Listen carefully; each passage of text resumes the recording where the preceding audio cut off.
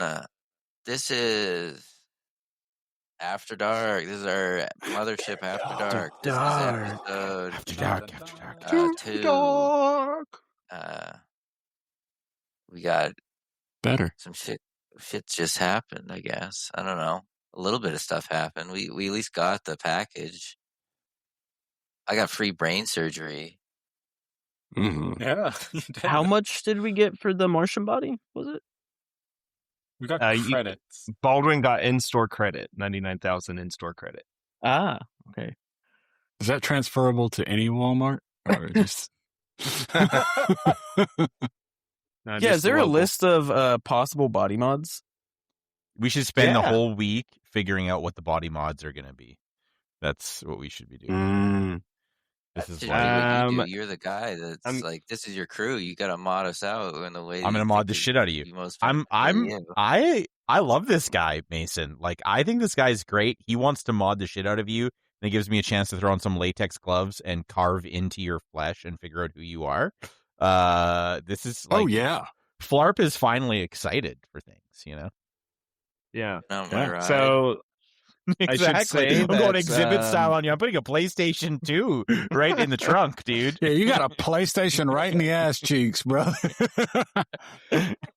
There are limits to your cyber mods that you can get installed, and there's cyberware, there's hardware, and there's slickware. Mason, you have 2 hardware installed into you right now. I thought he had one that was called Slick something. Oh. And you have a terminal jack. The terminal jack is the thing that is in your wrist. Okay. Did I need to take stress for that jack too? Did you succeed on your sanity save? You did, I think. Yeah. Mm-hmm. Okay. Well, I did the first one. On a center. Or did we You do did both? You did the second one. Oh, yeah, I did. I did the second one, yeah. So remove 1 stress because I made a mistake. If you succeed, you take no stress. You're fine. Nice. Just because of my soothing smile. So if we can get into the whole mechanics of it, but I'll send you guys a couple pictures throughout the week for the cyberware and all that. We need our solo Space Marine guy to be modded out the yin yang so he can protect our asses. Yeah. Why do you have pectoral muscles made of flesh instead of robotic materials? Yeah, that's what I'm. Can't touch those. Those have the tattoo turn into Adam Smasher. Yeah, exactly. That's what I'm imagining. Borg the fuck out of this guy. We need Adam Smasher on our space. Well, sanity's not a worry because we're already past that point. So, there's a stress stat, by the way. It keeps going up, but I don't know what it's going on. Yeah, how do we get rid of stress? You get rid of stress by taking like a vacation. You need to decompress somewhere. Full disclosure, space masseuses or something like that. Full disclosure, one of the things that you can be trained or experted in skills is psychology, and you can use your psychology skill to reduce stress, and that is the next thing that I will take, so that I can be not only a surgeon, but I can talk you guys through your stresses. And also gather file folders of intel on each of you to psycho-exploit you. You don't know that part. But that, yes, I'm going to take psychology next so that in addition to being able to help heal and perform surgeries and shit on you, I can help you guys de-stress between missions. Yeah, 0 critical fails this session, so good job. True. Nice. We had so many in the first one, it felt like. So many. Yeah. Quite a few got them out of the way. Normal fails, though. Yeah. Normal fails are okay. I probably need to adjust when I tell you guys to make rolls to actually have a failure condition instead of just, all right, you failed, take some stress. Because rolls should actually have a meaning. So I apologize for that. You guys do have a sickness. It's just not been a long time for you to body save check. I'll have to remember that you guys are all full of nasty sewage. Don't worry, guys. I'm going to download a Reiki program. And didn't we get rid of the worms? Because it was when you guys were crawling through... Oh. You remember when you guys couldn't crawl through a simple hole? Oh, that one, yeah. All you got to do is flip your knees backwards. Obviously, yeah. Pulls are quite tough. Yeah. The psychology skill, I kind of like the body horror element of androids. take it from the guy, like the little SD card, I put it in my head, and it's just like a relaxing, like motivational tape that plays in my head or something. Just a little ASMR tape. Just, hey, how you doing? You know? You're doing a great job. What was that? It's just personal affirmations over and over again. You're good enough. You're smart enough. And gosh darn it, we will modify you. Loadingtherapy.exe. Hell yes. L. Franken. Yeah. If you're not good enough and smart enough, we'll upgrade it. Don't worry. See, we need now. This is where we need to plead for a sponsorship, a pod sponsorship for like Better Health or something like that. You know what I mean? Where it's like, here's your psychology sponsorship, Okay. right? All right. And yeah. All right, Mason, what is your character's strength? 39. So you can install 3 hardware. So you've got 2 out of your 3 installed. Okay. And what is your intellect? 29. Okay, so you can install 2 of the slickware inside of your slick socket. So Interesting. you increase those stats by 10. You can increase your other stuff. So Are there and it is possible for you guys to get higher stats. Are When there you like level, you can Android-based increase your upgrades? stats or something, I think, right? There's no leveling, but during shore leave you can train. Gotcha. There's training that way, and that's also how you can increase your skills. Yeah, so that's what I'm interested in is getting more skill skills. increase. Yeah. For androids, is there like an equivalent of just like upgrades for Androids cybernetics? are treated the same way as mechanically. So cool. strength and the other bit.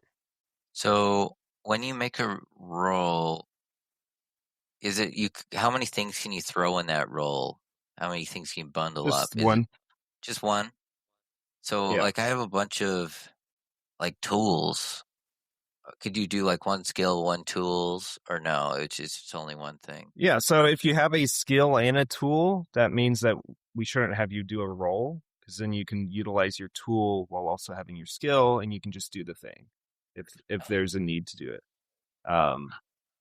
If it's something that has a mechanical check, like the minor repairs calls for a check, I would give you advantage if you have a tool for doing it. That's cool. It's always fun when you're like learning a new system and figuring out how everything kind of works together and that kind of thing. It feels like we're going to go through that growing process for a few weeks, you know? Yeah, I I'm like liking the the system, skill though. It thing feels though. fun. It's definitely reminding me of Trophy, where you have to. It feels very argue for your one intuitive skill. in a way that some systems don't. Yeah, Blades. Just like the laser cutter. Blades and Rebel Crown were very much, can you, like, narratively, can you justify whatever the skill is that you're metagaming, like, give me the thing that I'm really good at.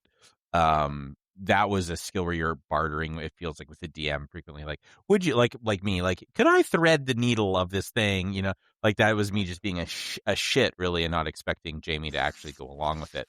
But that idea from the Forged in the Dark games, like Blades and Rebel Crown, that kind of thing, that's baked into it, right? Like, can you argue why you could use, I can't even remember what the skills are in that, but why could you use sabotage or whatever it is in this instance for this thing? And then it actually narratively is interesting because it makes you have to creatively like come up with a scenario where you would use a skill in such a way, which I actually think like, to me, that exercise is an exercise in creativity. Jamie, and fun. I'm going to I be forget using what a book lot it of is I read this in, made but up there was jargon some to kind of explain some of my skills. I love that. Yeah, I love that. Because that's my favorite part about sci-fi sometimes is where they just say random gobbledygook, but it feels like smart shit is happening. Yes. Right. Yeah, Combined one with, thing like, that I mechanics too, where if you don't know what they're talking about, it just sounds completely insane. Yeah, I'm gonna use my plasma pulley, because why wouldn't I use my plasma pulley? Yeah, of course. Mechanical advantage, except my deconfabulated refibrillator, right? Yeah, like, it seems like a great thing to do, right? Or 16 volt kind of processor right there. So Yeah, you got to obviously. use the plasma pulley, obviously, yeah, obviously. Yeah. or else it would fuck with Man, the don't you hate it exhaust when you system entirely. don't you hate it when your Everybody knows process that. decombinator Well, the stops alternative working? is hydraulic, and I had a buddy did that one time. He had to pay like 400 USD just to get it undone because it wasn't working. That's right. You Oof. don't want to mess. You don't want to mess around with It clogs. hydraulics. Never. Yeah, and oil in this economy. Are we Yeah. serious?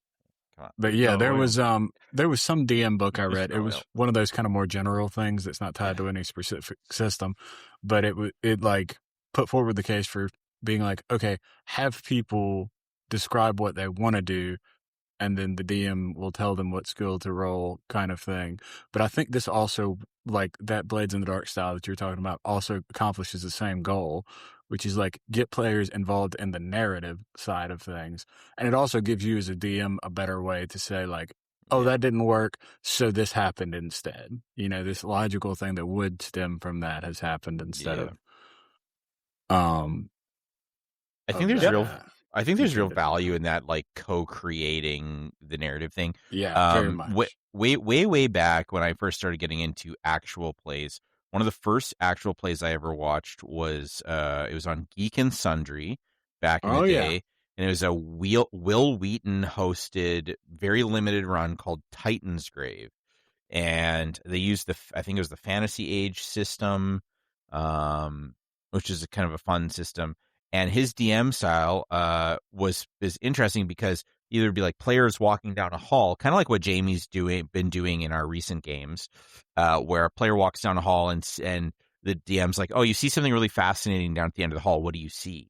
And they just give you the prompt, and then you, the player, have to do that act of world building creativity. What's the name of the bar? What's the name of the NPC? Which is what Jamie's been doing. Well, I do it that feels like because I recently. hate making up I names, know and you guys are prompting Yeah. me. So I'm But like, it all right, also you tell me works. the Like, name. it's also richer, But it's richer great. because of that, because it's coming from all six of us instead of just It's like it's more collaborative. making you make up everything on the spot. Yeah. Yeah, it's more collaborative, which I like that. And when I have DM'd in the past, it's a thing that I will frequently do as well. Not for everything, but you pick your spots where you want your players to kind of collaborate and Honestly, feel some nouns agency. are just like bullshit for the DM. They're just clogging your brain. You're like, oh, I gotta write this down now, and people are gonna I gotta remember this shit, and now I gotta. If you don't have a like random name generator in your head, you're like looking at shit in your room or whatever.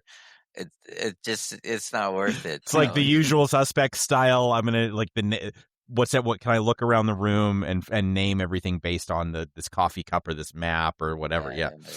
I love lamp. I mean, I just remember that episode of Family Guy. Peter Griffin's trying to make up a name. Yeah. Like, well, that 99,000 credits are probably going to go fast. There's some hardware that's over 250,000 credits, so you can't even afford everything. I just need to go find some more of those Safari guys. Yeah, go find more Martians to. You're a Martian see if hunter. you can gun them down.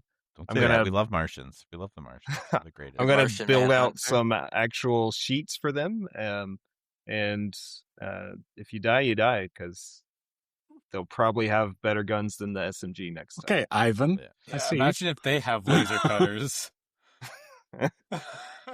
And they know how to use them instead of just carving up the street.